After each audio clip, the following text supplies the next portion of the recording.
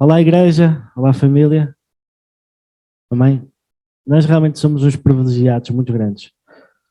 Temos estado a construir a imagem da igreja para o futuro, ok? Temos estado a partilhar convosco o que sentimos de Deus para nós. E, resumidamente, temos estado a partilhar o que é esta construção do processo de crescimento espiritual. Já fizemos bem claro que o propósito de nós, cristãos, discípulos de Cristo, não é permanecermos como bebés em Cristo, mas sim para irmos crescendo, ok? Até à maturidade espiritual. E mesmo alcançando um nível bom de maturidade, não é significado de estagnação. Há sempre espaço.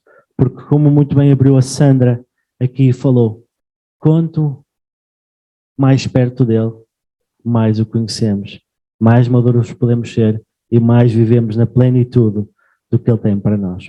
Então falamos até agora que o nosso propósito muito grande, somos igreja, somos família com foco e propósito. É importante vivermos com foco, ok? Aliás, com propósito e focados nesse propósito. Senão vamos andar que nem galinhas tortas, de um lado para o outro. Tortas não, tontas, perdidas, sem cabeça, exatamente. Depois falamos sobre o que é que seria o propósito de uma igreja simples, uma igreja que tem bem definido o que é um processo de crescimento espiritual, está identificado como é que verdadeiramente todos vamos crescer. Mas antes de falar de explorar muito isso, falamos sobre a importância da igreja. Porquê é que a igreja é importante? Porquê é que nós nos reunimos aqui neste lugar? Porquê é que nos reunimos com grupos de pessoas às quartas-feiras? Porquê é que vamos fazer, ainda vão vocês ver à frente, o que vamos fazer? Ou seja, porquê que é fundamental a igreja? Depois falamos sobre a igreja primitiva e o processo da igreja primitiva, a forma como é que eles se juntavam no pátio, partiam do pão, partilhavam a palavra, dedicavam-se às escrituras, faziam oração, ok? E estavam também em comunhão. Depois dali, iam para as casas e viviam também a partir do pão, o partilhar da palavra, ou seja, havia uma forma organizada e assim o que é que acontecia? Tinham a simpatia dos que estavam à sua volta e os números eram acrescentados, ou seja, as pessoas cresciam. Amém? Esse foi a quarta. O quinto, que falamos e preguei a semana passada, foi o processo de crescimento espiritual e a busca que tivemos para clarificar o que é que seria o sucesso, ok? O sucesso para nós estava definido, puderes pôr exatamente o discípulo, ok? O sucesso que nós sentimos como pastores para a nossa igreja é gerar discípulos do reino, ok? Isto é o por onde nós queremos caminhar. E é exatamente isso que hoje vamos pegar, vamos então ver o que é esta definição de discípulos do reino. Então, a semana passada nós contamos a história, como é que chegamos até aqui, como é que definimos verdadeiramente o que era esta história de discípulo do reino, porque é importante ser discípulo do reino. Mostramos nas escrituras todas que não há outra forma realmente de viver a Cristo que se não for, ou que se não ser discípulo do reino. Foi bem claro para nós, mas percebemos que para que verdadeiramente pudéssemos alcançar o sucesso, ou seja, discípulos do reino, tinha que ficar bem claro o que era essa história de discípulos do reino. Nós na palavra de Deus temos infindáveis coisas, mas nós queremos de alguma forma nos balizar o que seriam as evidências mais fortes para ser verdadeiramente um discípulo do reino. Boa, e então o que aconteceu? Fomos aos pés de Deus, oramos, lemos, partilhamos, cada um partilhou a sua ideia, juntamos, misturamos, cozemos e chegamos realmente à definição que temos agora e que queremos que reflete muito bem o que Deus tem para um discípulo do reino. É interessante e o fabuloso é que e o mérito, toda a equipa que esteve realmente envolvida, é que não são só palavras. Cada palavra que é o que vamos ver hoje, ou cada grande palavra que ali está, tem uma escritura ou duas, pelo menos, de referência. Tínhamos muitas mais, acreditem, mas acabamos por tentar selecionar algumas. Depois podem buscar mais escrituras. Eu já vos desafiei a semana passada para lerem, espero que tenham lido, honestamente espero mesmo que tenham lido, porque é sinal que estão a envolver-se e querem viver o movimento do que Deus verdadeiramente tem para cada um de nós nesta igreja.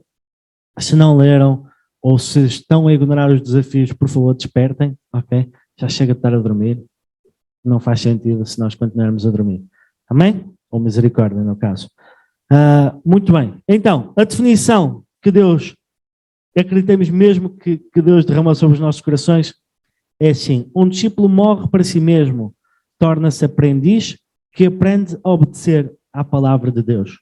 Submete-se a Cristo em amor, ama a Deus e ao próximo. Frutifica e reproduz, cheio do Espírito Santo, sendo testemunha e embaixador do reino dos céus. Amém?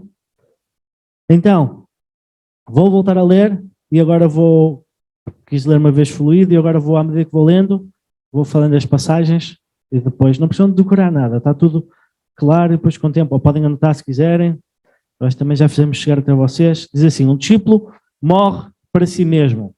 Em Lucas 9, 23 a 24, Mateus 6, 33. Torna-se um aprendiz, 1 Coríntios 11, 1, Lucas 14, 26 a 33, que aprende a obedecer, 1 João 2, 3, 6, João 14, 15, à palavra de Deus. Submete-se, Mateus 11, 28, 30, a Cristo em amor. Ama, Mateus 22, 37 a 39, a Deus e ao próximo. Frutifica, João 15, 5, 8 e 16, e reproduz, Mateus 28, 19 a 20. Cheio do Espírito Santo, sendo testemunha. Atos 1, versículo 8. E embaixador, 2 Coríntios 5, 17 a 20, do reino dos céus. Mateus 4, versículo 17. É muita escritura? Ainda tentamos condensar aqui muito. Muito bem, vamos então ver isto nas escrituras, o que é que quer dizer cada um dos pontos de discípulo. Isto é muito importante porque, igreja, é isto que Deus está à espera de nós. Um discípulo do reino, vamos ver então verdadeiramente o que é que significa. Como é que nós passamos de bebê em Cristo para a maturidade que Deus deseja para nós. Então, em primeiro lugar, vimos que o discípulo do reino morre para si mesmo. Correto? Em Lucas 9, 23 a 24, Mateus 6, 33. Os versículos de Lucas 9, 23 a 24, o que antecede estes versículos é aquele momento espetacular que Jesus tem com os seus discípulos, em que ele pergunta aos discípulos: o que é que andam para aí a dizer sobre mim? E eles, uns dizem que és profeta, outros dizem que és não sei o quê. E Jesus deve ter dito: pronto, já vi que por este estou perdido, vamos ver agora aqui vocês, o que é que vocês dizem? E Pedro dá aquela resposta espetacular, não é? Incrível, que diz que é Cristo de Deus, ou Cristo, o Filho de Deus vivo. Okay? E aquilo realmente, Cristo ficou super empolgado, usando uma expressão pessoal, super empolgado, e disse: essa revelação, ou seja, isto não veio de ti, isso não pode vir da carne, isso veio do Pai. Ok? E o que é que aconteceu? Houve ali um momento em que Pedro reconheceu quem Cristo era e Cristo reconheceu quem Pedro era. Ok? Depois falou sobre essa verdade e ia fundar a sua igreja. Mas antes disso disse: e eu te digo que tu és Pedro, e sobre essa verdade vou fundar a igreja. Ou seja, isto para dizer o quê? Então, em Lucas 9, 23 e 24 fala assim, Jesus então depois de dizer isto, ele diz assim, Jesus dizia a todos: se alguém quiser acompanhar-me, negue-se a si mesmo, tome diariamente a sua cruz e siga-me, pois quem quiser salvar a sua vida, a perderá, mas quem quer perder a sua vida por minha causa, este a salvará. Porta de entrada no reino significa morrermos para nós mesmos. Para quê? Para podermos ressuscitar com Cristo. E assim temos vida. E assim a morte não foi capaz de deter a Cristo. Também não poderá, nem terá mais poder em nos amarrar, em nos deter e em nos converter à escravidão, que é o que se passa no mundo lá fora. No versículo 25 fala assim, no mesmo alinhamento: pois que adianta ao homem ganhar o mundo inteiro e perder-se ou destruir-se a si mesmo? A porta de entrada do reino é o homem ter noção, e aí podemos linkar logo em Mateus 6,33, até posso ler já: busquem, pois, em primeiro lugar o reino dos céus, ou o reino de Deus, e a sua justiça, e todas essas coisas serão acrescentadas a vocês. Nós temos que, a Isa há uns tempos gozava comigo, que usava muito esta expressão que eu fazia: fazia assim muito visual, era quase teatro, que é, temos que rasgar a carne, temos que rasgar verdadeiramente a carne, ou seja, mas é que possa ser mesmo visual, nós temos que destruir o nosso eu, e isso implica destruir a nossa carne de forma completa para dar lugar ao eu de Cristo em nós. E isso acontece primeiro, como fala nas escrituras que vimos, de nada vale a gente querer ganhar o mundo, ter sucesso de acordo com o mundo, porque isso se esvanece num sopro, se esvanece numa guerra, se esvanece numa pandemia, se esvanece de uma forma muito rápida. Mas tudo aquilo que alcançarmos no reino ou para o reino é algo que permanecerá para sempre. Não há validade colocada nisso. Por isso, Mateus 6,33, o enquadramento antes, é um enquadramento que fala sobre Jesus, a falar sobre, no famoso Sermão da Montanha, sobre o enquadramento das preocupações da vida.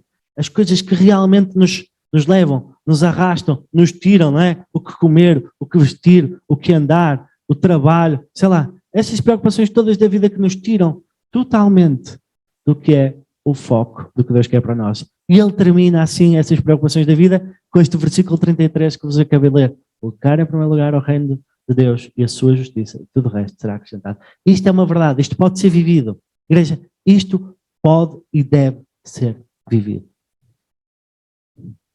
Pode parecer impossível na tua vida. Se calhar, alguns, eu estou aqui a pregar isto, e eu posso pregar porque eu volto a dizer, eu vivo isto na minha vida, já testemunhei, posso continuar a testemunhar se quiser, várias vezes. A gente tem que muitas das vezes tomar opções, mas Deus é connosco. E sempre que tomares opções de acordo e alinhado com a sua vontade, Ele não te vai deixar ficar mal. Amém? Posso-vos garantir, está escrito. E acreditem que é verdade.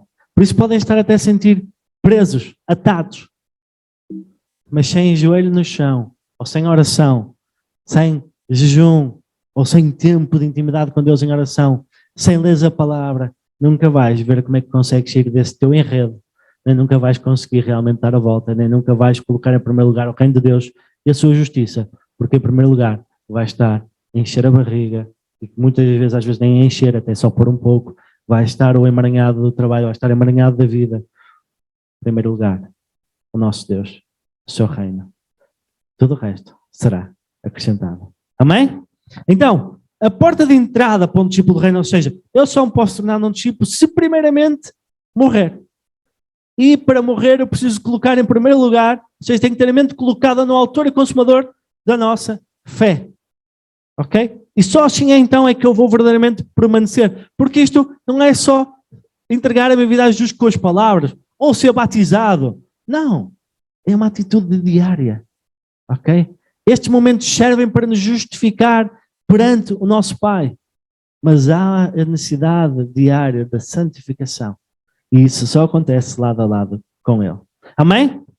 Então, o segundo passo é um discípulo morre para si mesmo, então, e torna-se quê? Um aluno. Não, a palavra é aprendiz. Nós não colocamos ali a palavra aprendiz para tentar ser mais rebuscados, ou para ser mais fino, ou para ser mais chique, não é? Para parecer uma definição escrita pelo Nuno, não é isso. Ele não ouviu a provocação. O Nuno é que gosta de escrever assim, tudo impecável. Não é por causa de ser isso, estou a pegar contigo, não. Não é por ser isso, não. É porque a palavra aprendiz é totalmente diferente de estudante.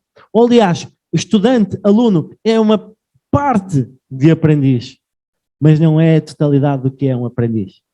Então, um aprendiz, e vamos poder ver em 1 Coríntios 11:1, que diz assim, Paulo vira-se para os Coríntios e diz assim, tornem-se meus imitadores como eu sou de Cristo. Quando Paulo tentava escrever à igreja de Coríntio a tentar limpar muitas das generações que eles andavam a fazer, só faziam porcaria, né? Nós vemos a porcaria por todo lado, aliás, é como os dias de hoje, né? Também só fazemos muita asneira. Temos a palavra para nos tentar colocar em ordem. Mas, então Paulo estava a desafiá-los, a dizer assim, olha, parem tudo, basicamente, olhem o meu exemplo, olhem o que eu estou a fazer e imitem o que eu estou a fazer. Não olhem só para o que eu estou a fazer, mas repliquem aquilo que eu estou a fazer. Então, aprendiz tem muito disto. Uma coisa é vocês estarem aqui sentados, ok? Ouvirem a palavra. Vocês estão a ter uma versão quase de aluno. Estão a aprender, ok? Embora estou a fazer pregação, estou a trazer as escrituras.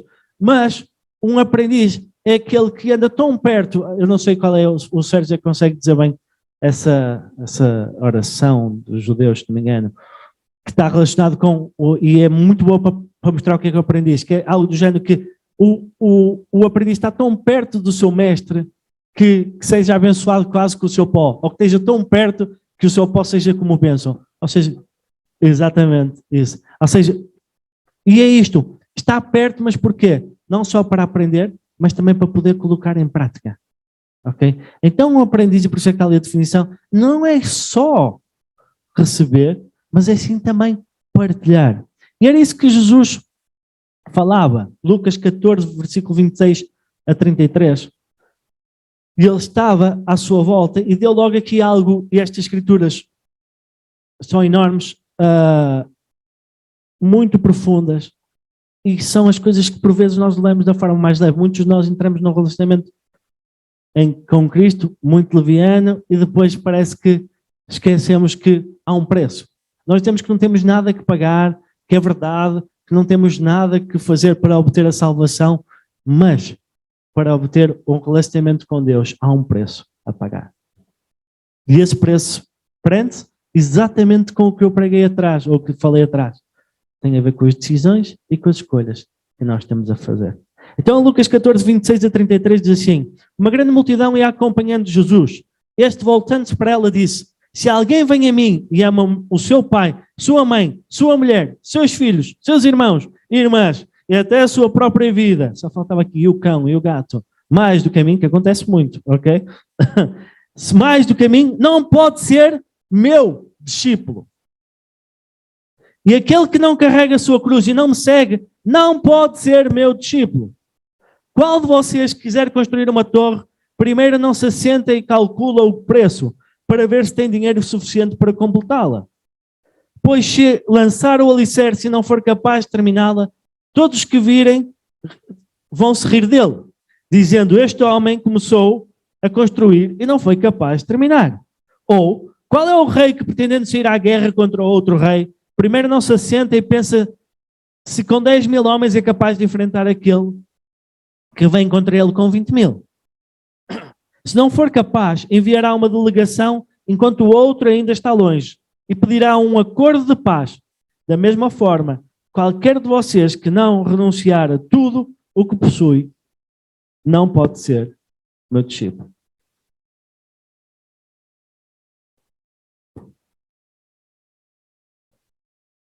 E Jesus termina este conjunto de versículos com algo do género: aquele que tem ouvidos para ouvir, que ouça. Amém?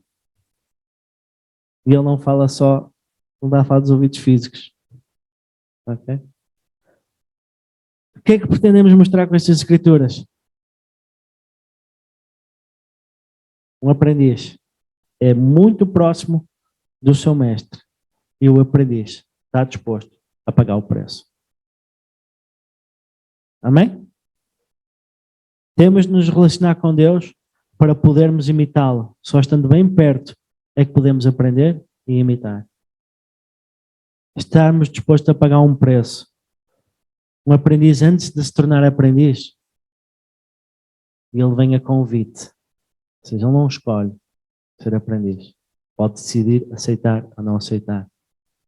Mas o aprendiz, o mestre convida e o aprendiz calcula o preço, porque a partir do momento que ele entra naquele relacionamento, ele tem que dar a sua vida e tem que estar disposto a seguir até ao final. É isto que nós vemos na palavra, é isto que Deus está a desejar de cada um de nós. Possamos ser verdadeiramente aprendizes, dispostos a estar bem perto dele e dispostos a carregar a sua cruz, ou a nossa cruz, no caso. Amém? Sei que nos dias de hoje a maior parte das pessoas estão habituadas ao coaching cristão, mas como já vos falei, temos falado, o coaching cristão não acontece aqui. Aqui acontece a palavra de Deus verdadeira, que já por si é muito entusiasmante. Amém? Por isso é importante sabermos o quê? Que Ele é connosco. E quanto mais perto estivermos dele, mais forças, mais capacidade, mais discernimento, mais sabedoria teremos para verdadeiramente perseverar. Aleluia! Amém. Já não aconteceu isto há muito tempo, foi aqui um coro muito bom. Vamos repetir, não, estou a brincar. Amém. Então, está bonito, 20 minutos, só fiz 3, são 10. Boa. Então, morre aprendiz e o que é que vem a seguir? Obedecer à palavra de Deus. 1 João 2, versículo 2, versículo 13 a 6 e João 14 a 15. Atenção, igreja, que nós não tiramos nenhum versículo do seu enquadramento, por isso eu estou a ter o cuidado de falar um pouco antes deles e um pouco depois, ok? Mas vocês também leiam, se houver aqui algum que eu não falo, leiam também o que está atrás e o que é que está à frente, que é muito importante percebermos o enquadramento deles. Alguns falam por si só. Então, o que é importante obedecer à palavra de Deus? Morremos para nós, viramos aprendizes e temos que aprender então a obedecer à palavra de Deus. Porque é a nossa fundação, a nossa diretriz. Já constantemente falei várias vezes aqui que é incrível, maravilhoso, fabuloso, nós passamos tempo em oração. O Espírito Santo em nós, já vamos ver, quando chegamos à parte cheia do Espírito, é fundamental para a nossa caminhada. Mas, se estivermos só no, como diz o outro, no rococó, sem olhar para a palavra, então vamos entrar numa ótica que é o quê? Pelas emoções. Porque vai haver aqui uma linha que nós vamos acabar por ultrapassá-la, que é a linha do meu cinto, do eu sinto, eu sou. Ok? E eu não estou a criticar, ok? Eu muitas vezes digo, eu estou a sentir isto de Deus, ou vem isto de Deus, mas se nós não tivermos o conhecimento da palavra, vamos a dizer, e as nossas emoções são o pior que existe, a dizer coisas que podem ter aparência incríveis, de verdade, e de fabulosas, e de muito boas, mas nada tem a ver com a palavra de Deus. Então, 1 João 2, versículo 3 a 6 diz assim: sabemos que o conhecemos se obedecermos aos seus mandamentos. Aquele que diz, eu o conheço, mas não obedece aos seus mandamentos, é mentiroso. E a verdade não está nele. Mas se alguém obedece à sua palavra, nele, verdadeiramente, o amor de Deus está aperfeiçoado. Desta forma, sabemos que estamos nele, e aquele que afirma que permanece nele, deve andar como ele andou. Então, se o conhecemos, vivemos como ele vivia. Para viver como ele vivia, temos que o conhecer. Para o conhecermos, temos que ir à palavra. Amém? E se realmente conhecemos a palavra, vamos agir de acordo com a palavra. E assim, vamos viver como ele vivia. Dá tudo à volta. Agora eu fiz assim, mas está tudo ligado. Amém? Então, João 14, versículo 15 diz assim, e é mesmo, esta é ao joelho, como se diria a expressão futebolística. João 14, 15, se vocês me amam, então obedeçam, ou obedecerão aos meus mandamentos. Isto é profundo, não é? Porque ele não diz, se vocês me amarão, obedeçam a meio mandamento o que vocês conseguirem. Já está bom. Ele obedece aos meus mandamentos. Não é? Sorte, é como eu já falei, ele simplificou aquilo em 2. Azar, é que os 2 enquadram tudo. Mas a parte boa é que os 2 enquadram tudo no coração, no teu coração. Amém? Então, já vimos a importância de obedecer à palavra. Se amas a Deus, tens que obedecer à palavra e tens que a conhecer. Por isso, ou seja, aprendes que aprende a palavra, que aprende a obedecer à palavra de Deus. E o que é que acontece a seguir? Submete-se a Cristo em amor. Mateus 11, versículo 28 a 30, diz assim. E estes versículos são carregados de amor. De amor. É incrível o que Cristo está a dizer aqui. E se alguém se sentir neste momento exatamente assim, que tomem posse desta escritura e se lancem aos seus pés. Diz assim, Jesus, venham a mim todos os que estão cansados e sobrecarregados. Eu darei descanso a vocês. Tomem sobre vocês o meu jugo e aprendam de mim, pois sou manso e humilde de coração, e vocês encontrarão descanso para as suas almas. Pois o meu jugo é suave e o meu fardo é leve. Não são carregados de amor?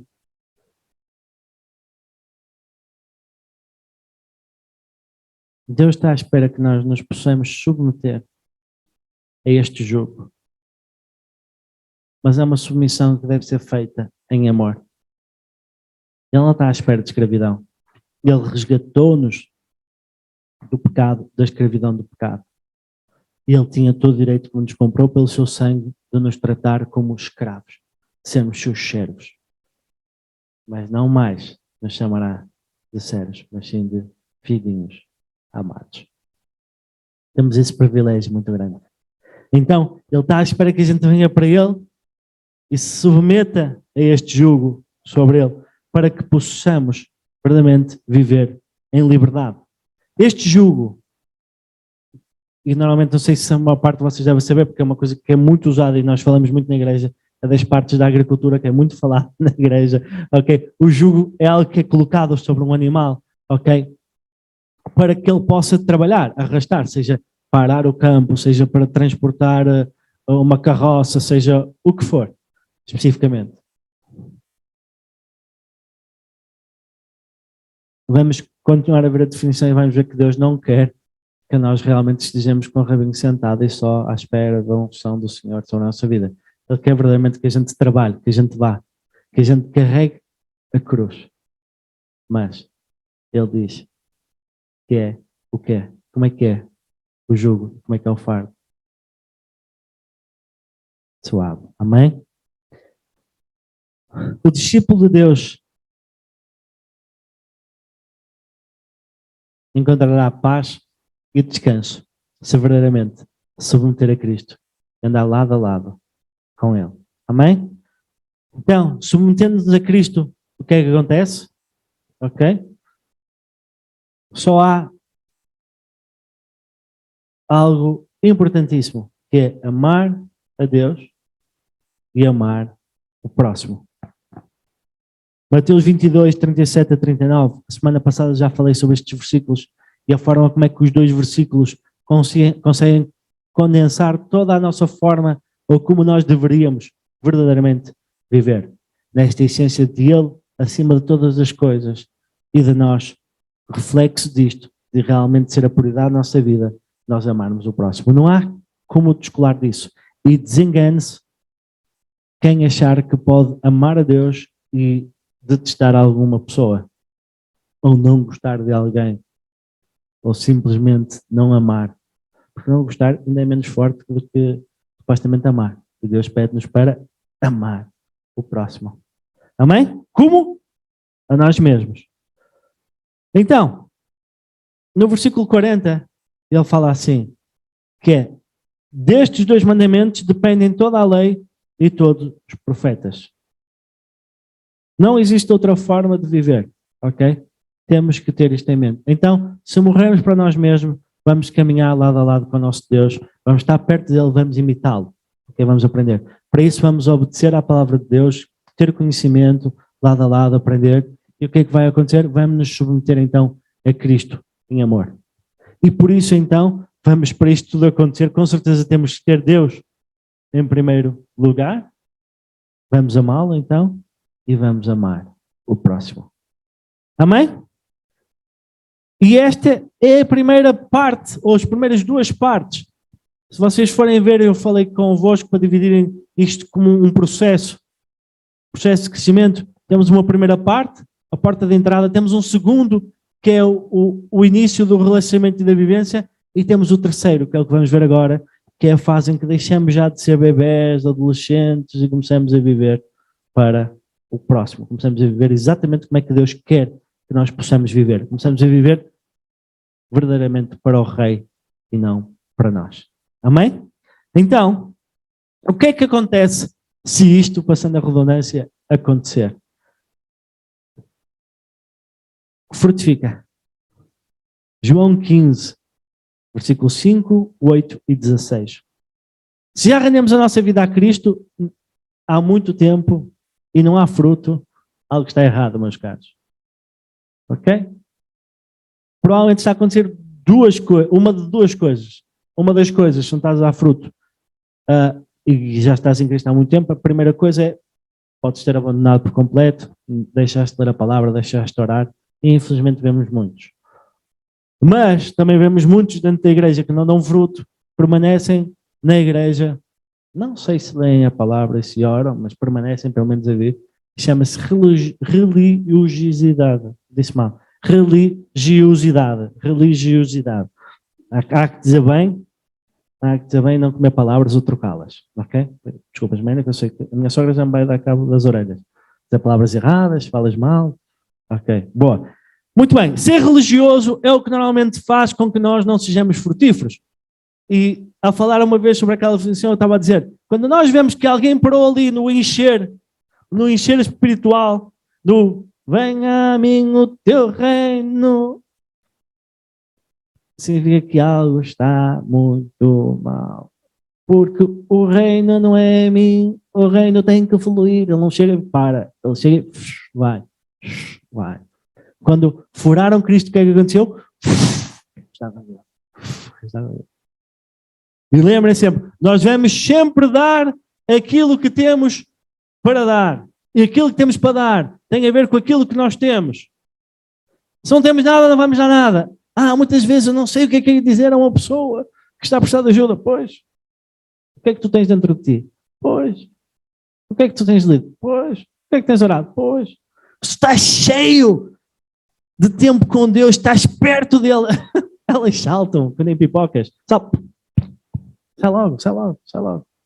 E atenção, quando estou a falar aqui da arrogância, é impossível a gente conter. Há sempre algo para dizer de amor. Sempre algo para acrescentar.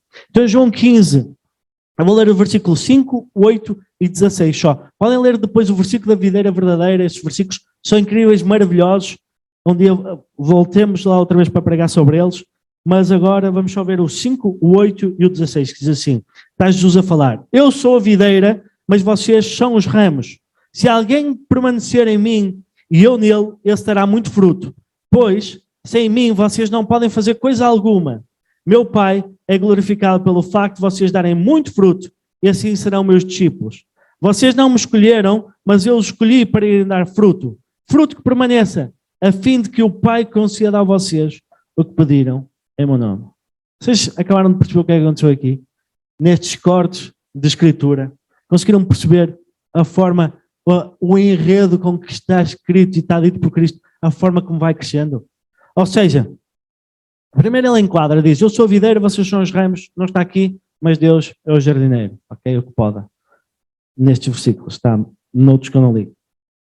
Então, se permanecermos nele e ele em nós, porque nós muitas vezes colamos ali, estamos ali colados, não é? Mas já sabemos o que é que o jardineiro vai fazer se não frutificar. Ele vai tirar. Então, se permaneceres nele e ele em nós, vai haver fruto. Depois o que acontece? Esse fruto vai dar glória a quem? A Deus.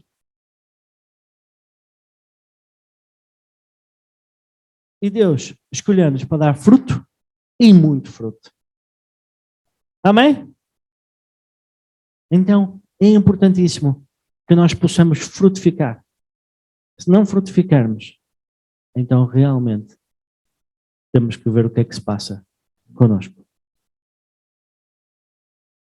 É importante entendermos que quem frutifica, o que é que acontece normalmente a um fruto, a uma semente? Eles têm a capacidade de reproduzir. Ok? Então, quem frutifica, reproduz. Ou tem que reproduzir. Mateus 28, 19 a 20, os famosos versículos da grande comissão. E é isto que temos que entender. Jesus virou-se e disse, Jesus aproximou-se deles e disse, foi-me dada toda a autoridade nos céus e na terra. Portanto, vão e façam discípulos de todas as nações, batizando-os em nome do Pai, do Filho e do Espírito Santo, ensinando-os a obedecer a tudo que eu ordenei a vocês. E eu estarei sempre com vocês até ao fim dos tempos. Semana passada já bati nisto, não vou bater outra vez, mas, aliás, vou só falar, não, mas de uma forma muito rápida. Isto é imperativo, igreja. O discípulo de Cristo tem de ir e tem de fazer. Tem de ir e tem de fazer. Não é alternativa. E esta é a forma de reprodução que Deus está à espera. Ir e fazer. Ir para fazer discípulos. Amém? Glória a Deus. Mas como é que isto vai acontecer? Vai acontecer se estivermos cheios do Espírito Santo. Atos 1:8, não é? Quem conhecer bem os versículos antes, veem que é aqueles versículos em que misturou o último capítulo de Lucas e o primeiro de Atos, são praticamente iguais. Tem a ver com após a ressurreição de Cristo. Cristo andou na terra, ok? Mostrou-se aos seus discípulos e a uns outros tantos, que eu já não tenho de cor quantos é que são, mas mostrou-se aos outros tantos, e o que é que aconteceu? Ele disse assim: ei, esperem um bocadinho e vocês vão perceber quando é que é verdadeiramente para irem. E então, isso deu-se quando? Ok? Podem ler vocês Atos 1, eu vou ler só o versículo 8, que é: mas receberão poder quando o Espírito Santo descer sobre vocês, e serão minhas testemunhas em Jerusalém, em toda a Judeia e Samaria, e até aos confins da terra. Então Jesus queria que eles fossem, e atenção que estamos numa altura de viragem, ok? O Espírito Santo antigamente, ou seja, antes de Cristo, não era disponível para todos, ok? Era apenas, ou seja, agora estou aqui numa parte mais teológica, mas ok, era apenas derramado especificamente para algumas pessoas específicas, para algum trabalho específico que Deus estaria a dar. Nós temos o privilégio de o ter disponível 100%, 24 horas por dia, todo dia, viver em nós. Ok? Tendo esse privilégio, e era isso que Jesus estava a dizer, esperem que Ele vai ser sobre todos vós. E tivemos ali aquele evento que aconteceu no dia de Pentecostes, poderoso, e eles ficaram capacitados para ir. Então nós não temos como fazer sem ser cheios do Espírito Santo. Amém? Então, testemunhas, ok? Para sermos testemunhas e embaixadores. Deixem-me só dar uma nota sobre testemunha. Há muito tempo atrás, eu acho que também já preguei aqui, a palavra testemunha mexeu muito comigo. Porque, como é óbvio, ninguém gosta, eu espero não ofender ninguém, acho que ninguém está. Nós temos a Associação dos Testemunhas de Jeová, que são assim muito intensos no contacto. E a palavra testemunha em Portugal não era uma palavra muito... Mas nós temos que tirar eu tive que tirar esse conceito e perceber que testemunha é fundamental. Nós percebemos que somos testemunha do reino dos céus. Porquê? Porque testemunha é tão fundamental ao ponto de percebermos que a testemunha tem poder num caso de tribunal, num caso de crime, num caso de julgar, para libertar ou para condenar. Certo? Então, sendo nós testemunhas de Cristo, temos poder para trazer a liberdade a muitos. Amém? Por isso é fundamental que o façamos. Amém? De coração aberto, peito feito, a dizer, nós temos o melhor que cada pessoa pode ter, que é Cristo. Termos orgulho no que temos e não nos envergonharmos de Cristo, nosso Senhor. E então, chegando ao fim da definição, testemunha e embaixador. Ok? De quê? 2 Coríntios 5, versículo 17 a 20. Mas vou ler um pouquinho antes ainda, no 14 a 15. Que é, se assumirmos então o papel de testemunha, o que é que vai acontecer? O amor de Cristo nos constrange, porque estamos convencidos de que morreu por todos. Logo, todos morreram. E Ele morreu por todos, para que aqueles que vivem já não vivam mais para si mesmos, mas para aquele que por eles morreu e ressuscitou.